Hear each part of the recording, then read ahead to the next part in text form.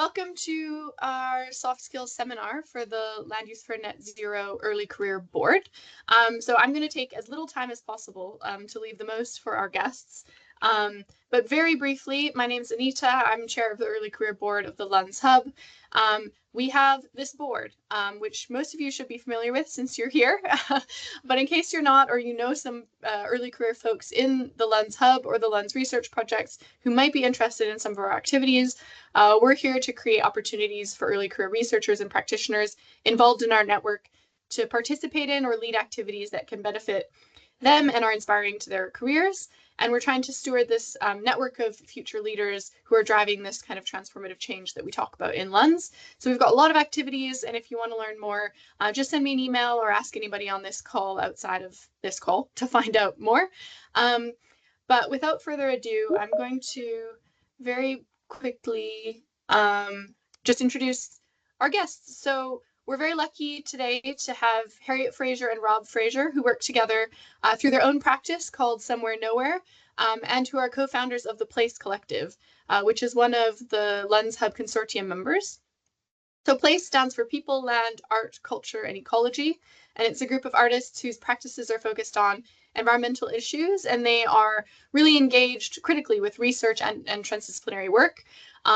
I've known Harriet and Rob for a couple of years now, and they're really inspiring and committed people with artistic talent and also a real sense of what it takes to inspire change, bring together voices in community, and our relationship to nature together.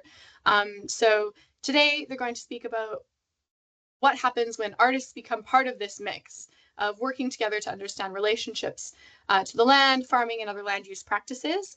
And so I'll let them tell you all about themselves and what they're going to do, but we're super excited to have you here. So thanks so much, Harriet and Rob. Thanks very much, Anita. I'm going to do that scary thing and try the screen share, see if this works, and get the PowerPoint up and running. Right, hopefully you can see the screen now, Anita, yeah? Okay. Can you see that little window with people on, or can we minimize that? I think that's minimized for us. No, we can't see it, so I think it's okay. Yeah. Oh, great. Brilliant. Yeah. Thank you very much. We're just going to give you a brief tour of our work over the last sort of 15 years of working together, but more focusing on our transdisciplinary work or working collaboratively. So let's get going.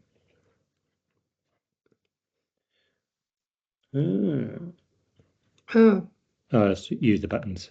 Great. Yeah, so we're based in Cumbria, on the edge of Cumbria, a place called Kendal, and we do a lot of our work outside. You know, we love getting out of doors. We think that's our main office, really, as being outside and getting out there to experience it as much as possible in all seasons and all weathers. We've got 5 main strands to our practice, Somewhere Nowhere. We set this out in the beginning when we started in 2011. Those being journey, pause, reflect, respond, connect. And increasingly, we've come to realize that activate as well, you know, beyond connecting, what happens beyond that? Where's the action beyond that activation? This is a curious image, I know, but this kind of set off our kind of path into working in more research teams, I suppose. Yeah, multidisciplinary teams. It was when we met Gordon Blair from CEH, who I know you work with, Anita. We'd been doing a project with hill farmers, and as part of that, had been stitching a poem on the back end of sheep. And I found out that Gordon was working in something that we didn't really know at the time called the environmental Internet of Things, and working by putting sensors on sheep. So we got in touch with him, and then our kind of journey followed on from there. Yeah, and we started working with Gordon and others in the Conway Valley on a project that we called Water Finds Its Way, putting sensors on the back end of sheep to monitor in real time where those sheep were. This is going back about 9 years now. I made portraits on my large format camera, which I love doing, from source to sea. So we met a farmer at the headwaters of the River Conway, and then we met the mussel fishermen in the other end to understand how their place is affected by weather, climate, and all the other bits and pieces in between. I think this is crucial to our work. learning from people, specialists, if you will, who know their stuff and their place. So we meet with a lot of farmers, as Harriet's already mentioned, but we also meet with conservation experts, with gamekeepers, with other artists, with modelers, and wherever possible, we like to do those interviews outside in a place that they feel comfortable about and know very well. And we also like to bring land into the conversation. This is really important for our work. We feel that if we're going to be talking about land, the environment, then it should be present as much as possible in these spaces. So we try and do that wherever we can. Yeah, these three things I think are not definitely not unique to us, but we keep coming back to them as core points in our work, which is staying curious, building relationships, and letting time be a big part of this. Things do happen over time, and not everything happens quickly. In terms of research, if you understand research by gathering data, data does come in many different forms. And we work with people who are collecting it in their own ways, but we also collect our own data, which is our kind of responses, visual reflections, poetic responses, audio material, a lot of different data from the places and the people that we meet. And a while back, we thought about data of the heart and how important it is, because however much scientific or numerical data you might collect or bring into a room for discussion, actually it's emotions that drive a lot of the decisions that are made. So we keep that in mind, and that might come from standing on top of a hill like this, or it might come from being in a room of people. We love getting out. But also a lot of meetings happen indoors, and when that's the case, we like to bring some representation of the land into the space where we have conversations with people, and this comes kind of into our work as promoting dialogue, holding dialogues in different spaces that are softened, I think, at the edges by poetry and art, and reset the frames for things. This is just a selection of the projects that we've done in Cumbria. We have done a fair amount of work outside Cumbria as well, but it's a nice little view of what's happened over a bit more than, well, it's nearly 15 years now. Working with farmers, putting installations in place, doing community events, and a lot of, photography and working with people and gathering stories as we go. And that story is constantly growing depending on who becomes part of it. Yeah, just going to take a short dive now into one of those projects, Sense of Here, which we did in 2019. We treated the Lake District National Park, which is shown there in the darker green, as a clock face, and we broke it down month by month through the course of the year into these different issues, if you like. And we met with 50 plus people who were specialists in those particular fields to actually understand more from their point of view about this entanglement. You know, to treat these in isolation is to do the whole place, any place, an injustice, really. But we wanted to sort of draw on these kind of understandings a bit to show how interconnected everything was. And this was part of the multidisciplinary research project called Ensemble that was being run by Lancaster University to try and understand complexity in landscape management and natural systems. Yeah, this was our take on it. We love doing installations. We've done a lot of that over the last few years. And I'm a photographer and sort of a bit of a filmmaker. Harriet's more a poet and a writer, but we really enjoyed in more sort of recent years doing installations in the landscape, either temporary or permanent. So we did the Sense of Here, the clock face, and each of the months of those, over those 12 months, we placed this canvas with different words on it that Harriet kind of cut out and stuck on by Velcro in the 12 different portions over the course of the year. That was something we found. Any wind over 20 miles an hour and the canvas really struggled to stay up. So we were learning as we were doing, as it were, but it was just a really nice device to get out into the space to place a kind of an ongoing poem. We also camped on the 30-degree line, somewhere exactly on that line over the course of the year. We camped somewhere on that line all the way from January through to December time to get an experience about the fells and what it was like to be in those places over the course of those 12 months. Now, collecting data, this is just a short run through as a version of data, if you like. Once we did that in 2020, we joined up all the spaces of where the canvases were placed as one continuous walk over 16 days. So this is day one, the end of day one, struggling with a 30-kilogram pack to get to the campsite. The data was collected on a GPS, so that's how it looked in graph format. Harriet also took along a book that she handmade to collect data, if you like, during each and every day. She sort of set up and actually start making notes.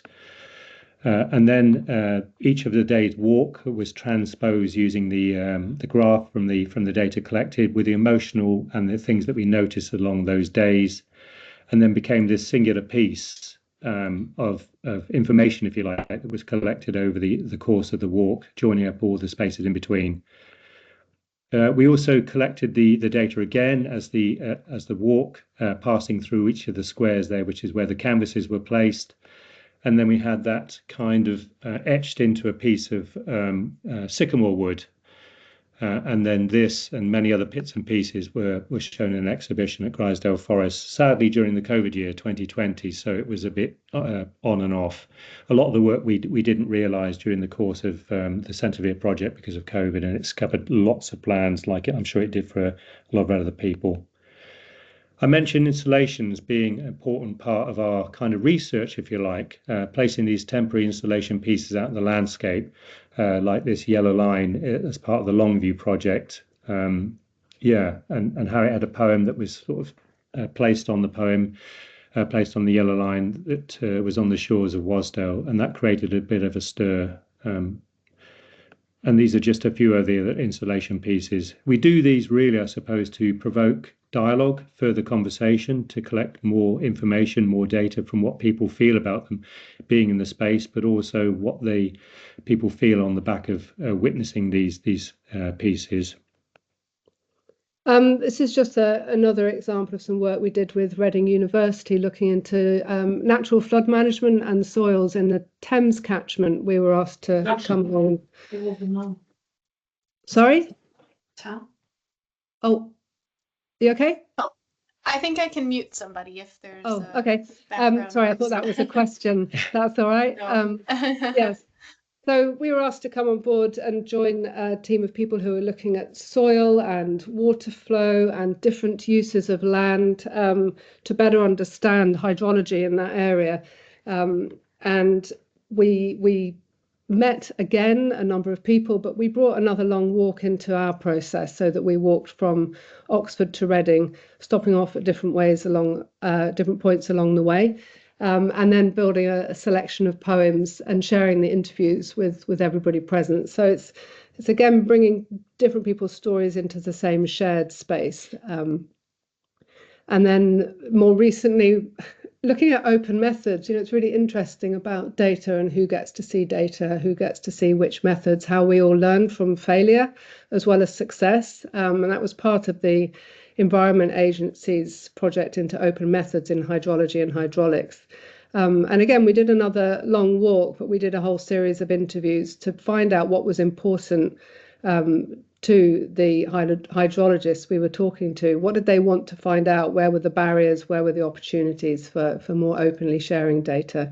So the work we produced was part of the process of discussion, as well as having outputs. It was put into an Esri map with a series of video clips. And I think it's important to stress at this point that the Environment Agency wanted to use some material to soften the landing when they had these discussions, to make it easier to actually open up the conversations rather than going in hard with what they were trying to discuss. They thought it would be nice to do a more gentler, bringing the landscape entry point into the conversation. So, it proved useful by all accounts in that sense. So we just threw this in, we do a lot of semi-structured interviews, and we're quite rigorous about the questions we ask and the kind of recording and transcribing for accuracy. But there's more to it than that in terms of gathering people's stories and perspectives. So we always include time, stepping into other people's worlds, meet them where they want to meet, wherever possible, and representing different voices through different artistic media, and that's our own as well as other people's. And trust comes into it always, and I think everybody here will be familiar with that. And I think we generally, wherever possible, try to run whatever we collect from people back to them, so they get sight of any information we're going to put out there, any quotes, any information. We're not trying to catch people out, and we want them to verify any of the data we've used, the information, the statistics, but also whether they feel that the tone of anything we put out accurately reflects how they feel in any given moment. So there's a chance for them to actually tone it down a bit, or even tone it up in some cases. Some people felt they haven't been strident enough in what they've said, so they've given a more forceful opinion about what they'd like represented in the way that they see the world. Just going to do a couple of short clips now from a kind of a workshop we did a couple of years ago with York University, working with researchers, and we interviewed 3 people as part of that. So we're just going to show some short clips from that, which hopefully will play. Anita, here we go now. You're a really strong advocate for artists to work in teams alongside scientists and analysts as part of environmental research. So I'm wondering, what was it that brought you around to this way of thinking? What spurred you on to include artists in research teams? I always include artists in research teams now, and I think the reason for this is partly because artists are able to hit the heart, whereas scientists hit the head.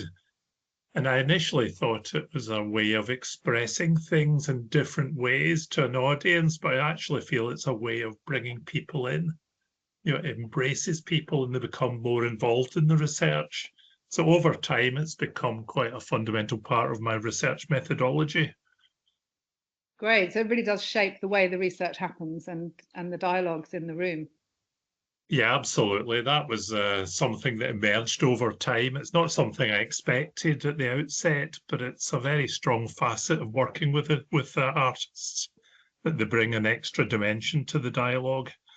What's a top tip that you would give to a scientist who would like to begin working with artists? Do it.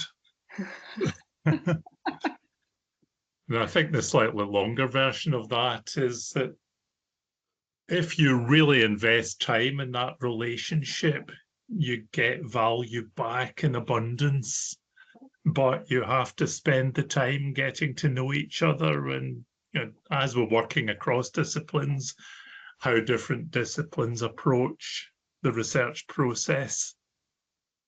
So you're super positive, but I imagine that working with artists isn't always 100% successful or brilliant. I might be wrong, but are there any pitfalls or watch points that you could share from your experience?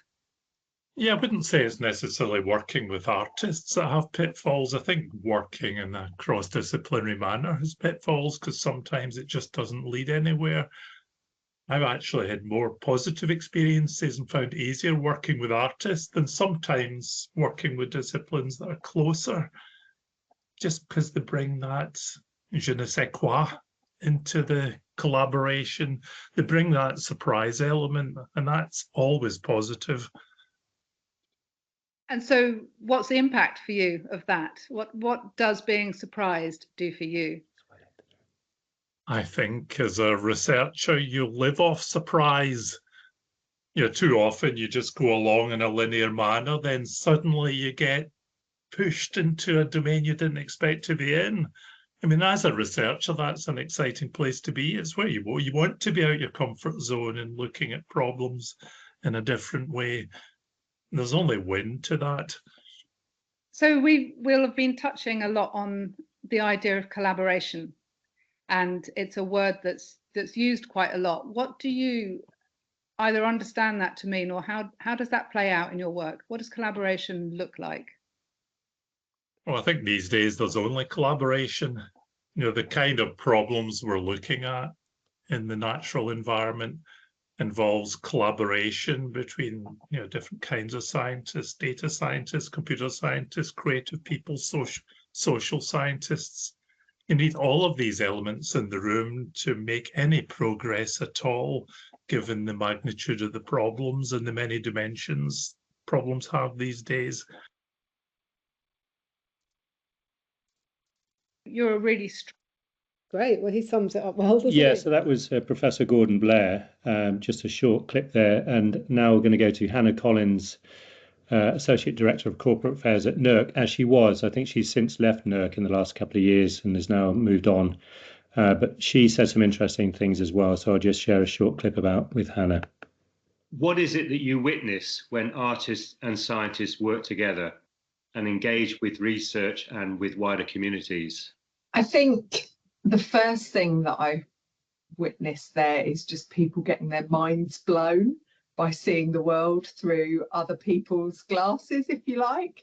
So I love when people with completely different perspectives on a problem or on a challenge come together and work to understand each other's language and perspective. And I think that applies not only to artists working with scientists, but also to scientists working with communities and members of the public, and also ditto artists working in that way. What is NERC's current thinking about the inclusion of arts and scientists within interdisciplinary and transdisciplinary teams? So I think one of the most important things that we realise about solving environmental problems, coming up with solutions to the challenges that environmental science is so great at identifying, is that we've got to do it in partnership, because you can't just understand the environmental science of a challenge. You need to understand all the perspectives in order to come to the solution. So I think that applies not only to collaborations between artists and environmental scientists, but also, engineers and environmental scientists, and the whole range of stakeholders that need to be involved, basically, in helping us find solutions to the biggest challenges facing the planet. I'm now going to finally just share a short clip from an artist called Juliet Clottrop, who's a member of the Place Collective, and she worked with us on a project called The Moss of Many Layers. So just a couple of thoughts from Juliet about working in teams. What did you learn personally from the experience within working with the wider team? I mean, I learned so much more about sphagnum moss than I could have ever imagined. I think I learned, I guess, as an artist and a documentarian as well, you have to have empathy and understand people's perspectives and point of view. But I learn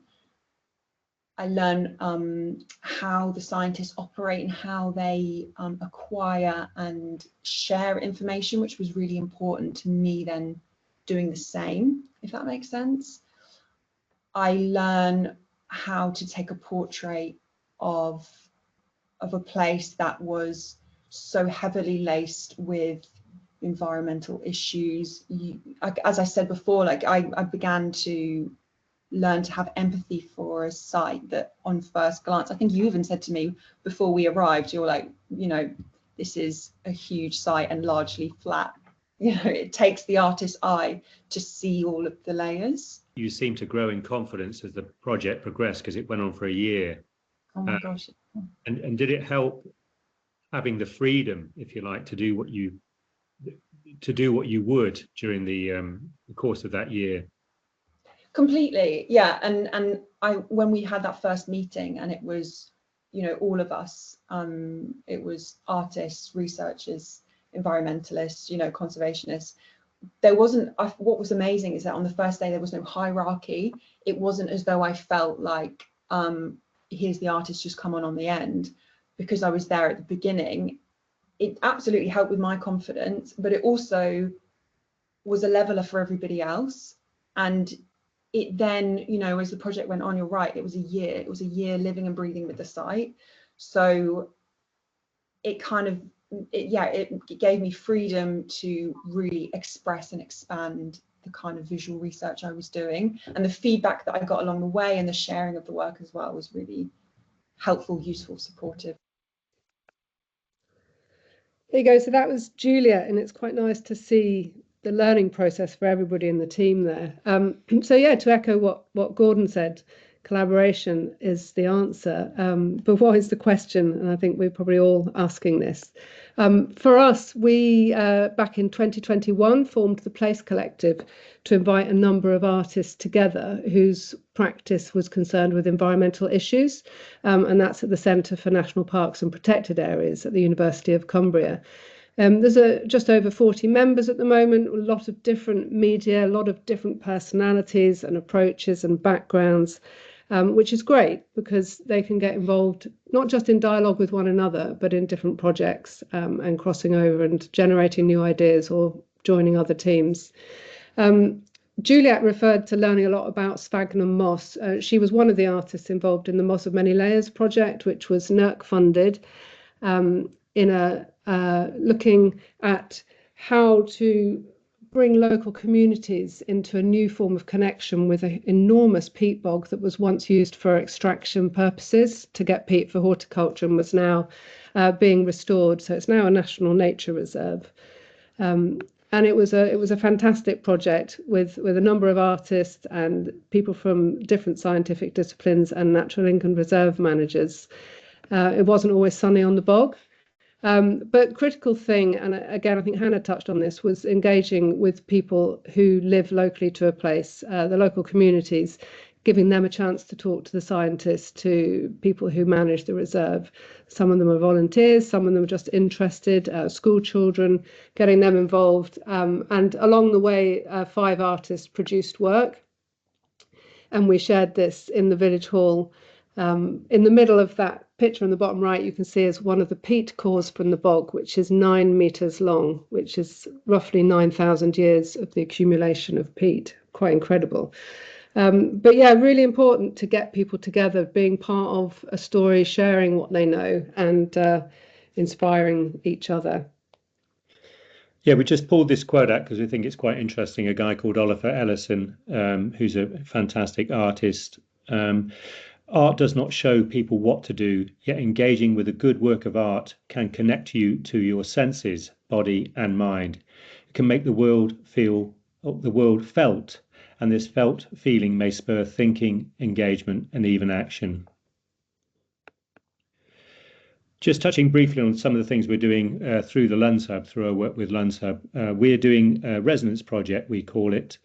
We're planting 7 circles of 7 birch trees across the Lake District National Park and keeping that connection going. The trees were removed from Bolton Fell moss, so we've got that place there. You can see Bolton Fell moss in the top right-hand corner of the map here. And those coloured dots on those radial lines is where the placement of the 7 circles are either in place now or going to go in February. We've got 2 more to plant. We had the Big Dig Day, which Anita and quite a few others came along the end of November in 2024. 50 people came to carefully rip up the trees from the bog. Gently remove the trees from the peat bog, yeah. And we had 7 lightning talks in the village hall as well. And I think by all accounts, it went down really well and people enjoyed getting together to help on a sort of a task while feeling the weather in their face.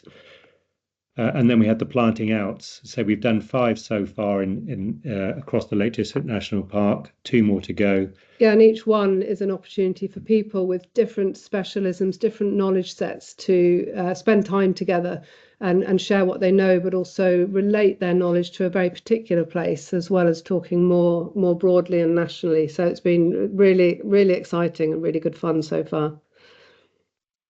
Another thing that we've just got off the ground through LUNZ is the Creative Collaborative Placement Scheme. Daksha Patel's working with Rothamsted Institute in England. We've got Becky and Tom with the James Hutton Institute in Scotland, Kate Arthur in Northern Ireland, and Jackie Simmons in Wales. And each one of the artists is approaching a different question about land use and land management, working not just with the research centre, but also with practitioners on the ground.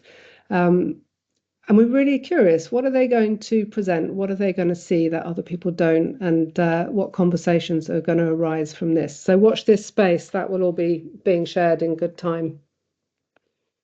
And thinking about sharing, these are other artists that are our heroes, or some of our heroes, if you like. people who've been doing environmental art, environmental research art, if you like, over the decades. People like Agnes Dennis, who put a wheat field in the middle of Manhattan before the Twin Towers were built in that space, all the way through to Katie Patterson, who's a young Scottish artist who's doing some fantastic work that really tie her in with research teams, with science and academics across the world. Yeah, so just a chance for you to look up some of these people. I mean, there are so many artists out there now that are inspiration for us and other people, and a lot of transdisciplinary work going on. It's kind of a rich field. It definitely is. And just 4 slides really to run us to the end now, thinking about why we do the things that we do. It comes from love, it comes from that data of the heart. We say we do a lot of our work outside to kind of feel the place. And I think that's really important to us to try and step away from these screens, step away from the admin and the doing, to actually just let the place speak. And concern, who amongst us isn't concerned about certain things in life and the way that things are going. Taking inspiration wherever we can. This is another great artist called Nancy Holt. She placed these concrete structures in the middle of the desert in Utah called sun tunnels. Look them up. They are awesome. And finally, thinking about hope. Hope is not conviction that something will turn out well, but the certainty that something is worth doing, no matter how it turns out. That's Václav Havel. So I think we've got to keep hold of hope wherever we can get it from, and sort of get around the campfire together, really. And that's us. So I'll stop screen sharing now. If this works. There we go. Thank you both so much. That was such a rich presentation, and really cool how you were able to also share your own perspective and bring in some perspectives from others you've worked with. That was send some really powerful messages. So thank you so much for that. Thank you to those who are also turning cameras on. If you feel comfortable, it's nice to have a dialogue with faces. So more cameras on is always lovely. I see there is a question in the chat. I think it was Lucy. Lucy, did you want to ask your question? Yeah, I suppose this is more about the method, not necessarily the content, but yeah, 2 people that I really like the work of who are into ethnography, ethnography, Carolyn Ellis and Art Boschner, and they are a husband and wife team that, well, they're now retired from a joint departmental role, but I was just interested in how you find the husband and wife dynamic, what it brings, any challenges, or the kind of added learning, like when you're working with communities and so on. Assuming you are married and you've both got the same surname, you could be brother and sister. So apologies if that's a wrong assumption. That is the right assumption, and that's a good question. I guess the husband-wife dynamic probably depends on which husbands and wives you're talking about. But for us, it's good. We kind of align creatively, don't we? We get on very well, and we do manage to step away from work, but because we live together, it gives us an opportunity to just share our thoughts whenever they fall into our heads. And I think that really enriches the development of the thinking, the questioning, the rethinking, and the responding. After we've done some work, we're still together, so we can gradually let it filter and discuss what we do. And I think in terms of meeting people or communities, perhaps there's something personal that comes with that, turning up as a couple and being ourselves, rather than turning up as somebody with a little label on their forehead saying, I'm a researcher. I think it's a lot better that we work together. We know a lot of artist friends who work individually, and they might have a partner who works in a normal job.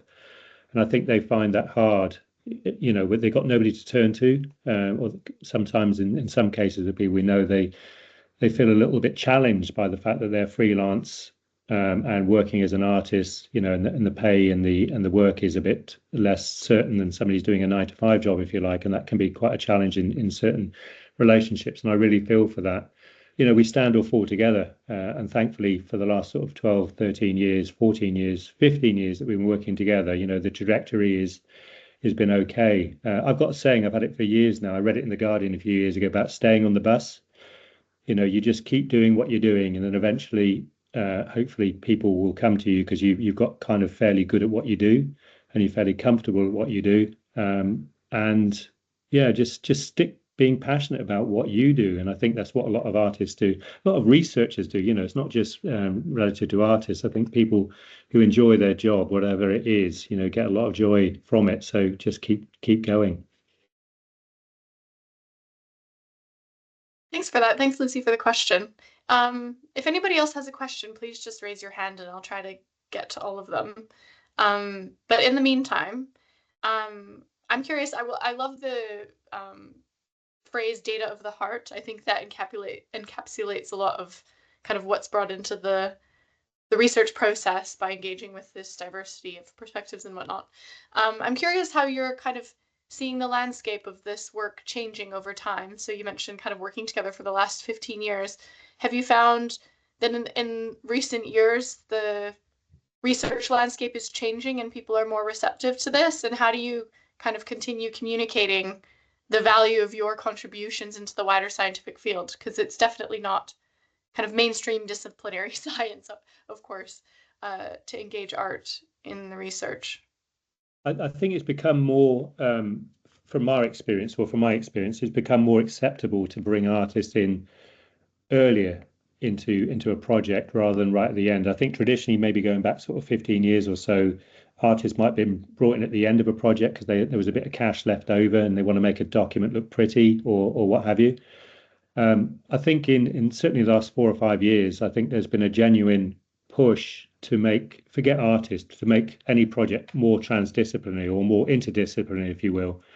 As Hannah Collins said, why wouldn't you work in partnership?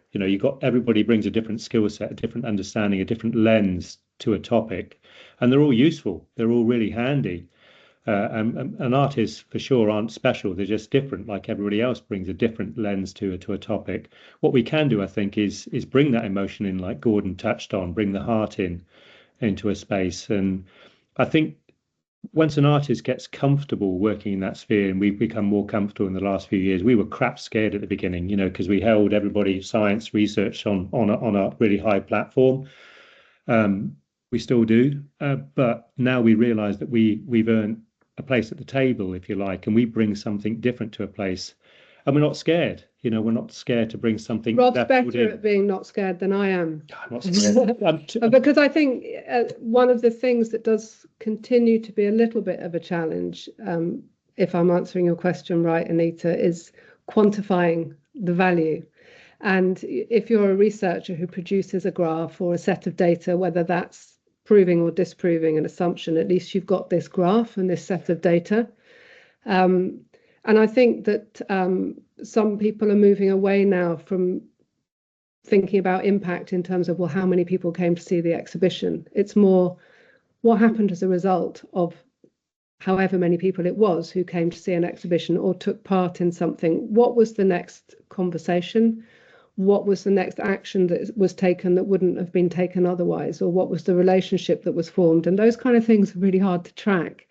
So yeah, I think people are much more open to just taking the chance and having artists along. And I'm not sure about the evaluation yet. I'm still not sure. Yeah, I think we're not alone. I think social sciences in general have struggled with the difficulty in sharing qualitative data, because it's generally one person. You might interview one person, if you like we do a lot. How is that one person's pebble thrown into a large sea going to make any difference? How is the understanding coming from that one single person going to make any difference? But yet it does, because it comes from that person's felt experience. And sometimes they touch on universals, of course. And they're part of other networks and other communities. So it's just holding the faith, really, that we're driven to do this and we see impacts. And we shouldn't waffle on too long. No, that was really, really interesting. Thanks for that. We've got a couple hands up. So Anjali, go ahead. Hi, thank you, Rob and Harriet, for the presentation. You kind of partly answered my question. I just wanted to know what methods and strategies have worked for you in the past in terms of communicating art to people, especially coming from disciplines which demands empirical data, or policymakers, for instance, who are still fixated on facts and numbers? Because you said art invokes emotions, anger hit the heart, as Professor Gordon said. And then there's production of stories and poems. And so out of all these emotions and methods that have worked in with you, how have you communicated your results and findings to different people? Sometimes there aren't results and findings. So just to jump straight to the end of your question there, what we communicate is part of the process of what's happened, usually encounters and events and people being involved in activities, or elements of the way they are sharing their own stories, whether that's through video or poetry or written material or websites. Increasingly, we do a lot of our communication through events involving good food as well, and having people in a space together, so that it's not so much always about the artist, but about what happens as a result of the artist being in a space. I probably haven't answered the question. I would say that we don't try and force anything. We're just doing something that we feel will be relevant and useful, to a degree. It's not like we're trying to please anybody per se. Maybe ourselves, we're trying to produce a body of work or a thing, if you like, that we feel best shows our experience of meeting that person or meeting that place or being in that place. That's all we can do. And then how we manifest that through an installation piece that's temporary or permanent, or through a video piece, is up for grabs. We oftentimes will have a conversation with the people who've employed us or taken us on, to actually see what they want. What might success look like is a really good question. We start projects with, what does success look like here? And it might mean different things for different people. What does getting it right look like is another good question, I think, to start with. So we kind of use those. And then a good word that came up to me from, I don't know if it was Paul who said it, or Star, about backcasting. So you imagine where you want to get to, and then you plot the steps backwards you are now to try and get to that place. What needs to happen to actually get to that place where everybody's happy? And in the past, some of the work we've done, particularly around common land, upland farming and different farming practices, we've produced small booklets, and they've been shared with DEFRA and others in government, as well as people in land management organisations. And that's always been an intention of the project, so that they have something tangible in their hands that they can turn back to. And the booklets tend to really try and emphasize the words of the people we've met. It's less about our own opinion, it's more about the people who are alive and living in that landscape. Thanks so much for that. Anna, go ahead. I really enjoyed that. Thank you so much. And I've been really enjoying working or being on the periphery and watching your work over the last few years. It's been so exciting and illuminating. And I think it's the illuminating bit that I just wanted to touch on, because you're talking about a lens, but for me, it's more about shining light into hidden parts of the system as a whole. So we're in this big system. People try and change the system by trying to make big changes in one section, but not understanding all the connections and the emotions that are anchoring those parts of the system and making it very difficult to change. So we don't really understand the emotional or the cultural ties or anything that are doing that. And what your work is doing is shining a light on that to kind of highlight things that people like scientists don't get to see. So they don't understand all of those aspects. So that was just my comment on it. And I'd love to hear your answer to that. But my question is, after that, is what next? And if you are looking, let's say in 10 years' time, what do you want to be able to say you have achieved and done, and all the rest of it? That's not a hard question at all. Thanks for your reflection. And that's really nice to hear. I'm also doing a PhD, and I've just been sitting down today trying to articulate that really what most interests me is not the things themselves, but the relationships between the things. And it's in those spaces of relationship that stuff happens. And change might be activated, or it might be evident already, or there might be an opportunity for something, or just something that hasn't been noticed. And once it's noticed, the system shifts a bit. So I'm really interested in that space, and I'll borrow what you said, if that's all right, Anna, about shining the light. I'll put that in the chat then. Thank you. Gosh, in 10 years' time, I think. Haven't really thought about that. I think it would be nice to still be involved in things and to be with an increasing sense of lightness, as in a lightness of touch, and a more easy relationship between different people who have different disciplinary specialities. I think we both really thrive and love conversations and dialogue and being part of that.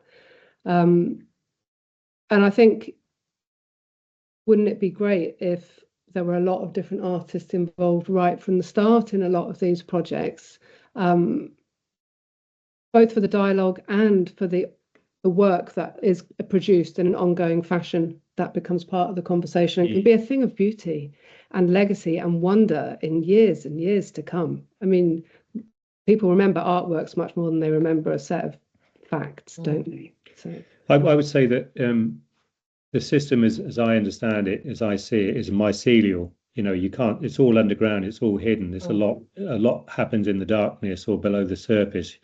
Soil is very alive. Of course it is. It's alive with millions and billions of critters. But a lot of these roots are very easily disturbed in the case of a woodland. An ancient woodland is not necessarily the trees, it's the earth that supports that landscape. Chop some of the big trees down and the ancient woodland is still there, it's intact in the soil. If you start digging up that soil or start disturbing that soil, that's when you start disturbing the networks, the mycelial. So I think keeping the connections going is great. Relationships was one of those things we put up on the slide. Building those relationships, cultivating those relationships over a period of time. The issue, I'm not going to say problem because it's not necessarily a problem. We can't change it. But the issue sometimes is if projects kick off and they get going and then they stop and everything kind of comes to a halt at that point. I think if a mechanism could be found to sort of build more longevity into things that are happening, then perhaps we might be closer to some of the solutions. We're never going to get to all the solutions because brand new problems are always going to crop up. But if there was some sort of embeddedness into teams that were actually looking at these grand challenges we all keep thinking about, then I think it would be a lot better if a cohort kept moving along. Change, bring in new members as and when, of course, bring in new blood, bring in new life, bring in new thoughts. But if it could keep moving along, then that might get better results that hit harder, deeper, faster. Who knows? And I think it depends on the artist and the role of any particular piece of art. But sometimes the work that we do is about, I suppose, some people might say bridge building, whether that's a bridge of relationship or just simply a bridge of understanding. I think it's quite important that element of revealing, like you said, revealing different things or different. For instance, when we started work back in 2011, the voices of farmers, particularly upland farmers, were barely kind of listened to and were considered very marginal. Arguably, with social media, a lot more people hear a lot more these days. But at that time, the value of sharing the stories of actual individual people and them being heard by others people told us, was incredibly valuable. And it's the same working with trees. By almost personalizing individual trees, enabled people to think about trees in landscapes in a different way because they had something to relate to. And art is maybe something to relate to, or something to make people notice things differently. So we've gone a long way from your question. I think those 10 years times questions are really, really hard, aren't they? I think that the urgency shouldn't go away, because Yeah. we certainly feel the urgency about things being a very binary. Or maybe that's just the news, the way that the news is set up to binarize us, to create problems. And maybe there's more good things going on in the world than That's than it. we're aware That's of. what it is in 10 years' time. More stories of hope and positivity. I'm absolutely convinced that there's so much good stuff going on that isn't shared as widely as the bad stuff. And I'd be really interested in the 10 years to come, what would happen if there was more mainstream coverage of the good stuff. Or the good stuff in the landscape context was not maverick, was not green hippie, it was more normalized, if you like, and that everybody was brought along as part of that journey and not left behind. They all felt that they were included in the process of change properly. Because it's a bit up and downy at the moment, it seems. There's so much uncertainty. That's, I think, the big problem, the uncertainty. You don't know where to go to do what next, why, for when, for how long. Well, that was a ramble. And if there was drastic system change, I don't think any of us know what that would look like. Otherwise, we would be there now. Will we? Yeah, I think, if the system is really screwed, none of us know what the alternative is. So who knows what it might be in 10 years' time when it's more just and equitable and kind. Thank you. That Sycamore Gap would have been a really good example of those hidden connections and anchors and relationships and things that people can't see and can't understand. And it's not until something goes wrong in it that you can actually see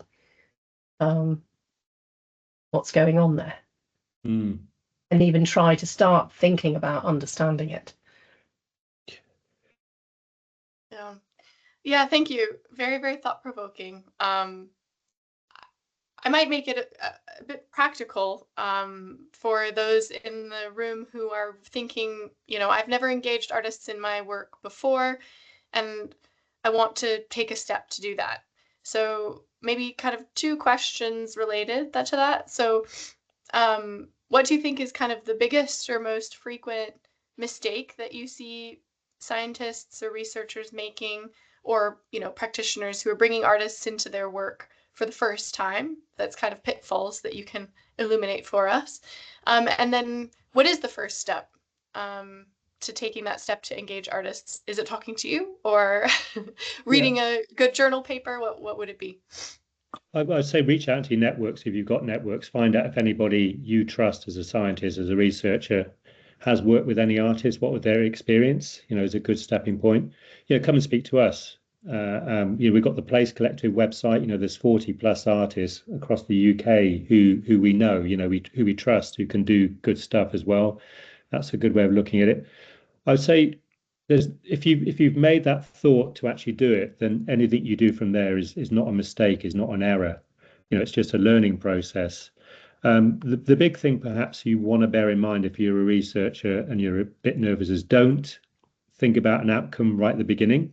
Don't have a prescribed idea about what you want the artist to do, because you may as well light the blue touch paper then, because the artist isn't necessarily going to come up with something, an idea at the beginning. Unless you say, I would like an illustrator to illustrate this point, and you're very clear about that. So there are different forms of art. True. If you want to engage an artist as part of a process that's going to evolve and be a team thing, then don't have the outcome. I think there are different things. Yeah, I think for us, Per, and I know a lot of other artists would say the same, a lot of it is in the process. The nice thing, the shiny thing, the beautiful thing is the fruiting body that pops up maybe during the process or at the end of the project. But a lot of it is to do with the process. What we learn, what we collaborate with in terms of the ideas is a big thing.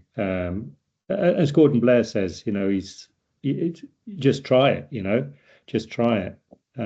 But I would do it as early as possible, as early as the budget and your timescales allow, really, to get them involved in the conversation. I can't think of pitfalls or things to watch for that Rob hasn't said. Just go in early. Just do it. I think that's what Gordon said too. He's just said, just do it. Yeah, that's great. Oh, thank you so much. Are there any final questions in the last couple minutes? Okay. Well, you've really painted a really kind of comprehensive and compelling story about your career in this work, and also how we might bring and enrich our research practice with artists, and kind of partner in this endeavor. So that's quite exciting. Thank you so much for that wisdom. I might just hand it to you if you have any final words you'd like to leave us with, and then we'll close. Well, thank you very much, everybody, for coming along. I shared a paper with Anita that she might send out afterwards about looking for artists if you're looking to do socially engaged practice on a practical note. But thank you, everybody, for being here. And yeah, if you've got anything that bubbled up in your head that you haven't shared, please just get in touch with us. Yeah, I think the big thing we're always learning. Leave you guys with is don't forget the land, don't forget the landscape, and don't forget the people of the place. You know, it's great that everybody's doing really rigorous and great research, but put yourself in somebody else's shoes even for a brief while to think about the data, the information that you're collecting, how it might be received at the other end, and how it can be used at the other end, and how it can be relevant at the other end. You know, and be outside, for crying out loud. You know, a lot of us are stuck inside white walls and offices. You know, to get outside and walk on a hill, a fell, a woodland, a heath, or through a farmyard, I think that's where the real thing is. You know, that's where it's all about, really. And I know we definitely need this research, and we need the data and all the other information, but don't forget where it kind of comes from, and where it kind of bubbles up from. That'll do. And we got a Christmas tree. Thanks so much. Yes, happy holidays, everybody. Thanks so much for joining. Thank you. Thank you. Thank you. Bye-bye. Thank you.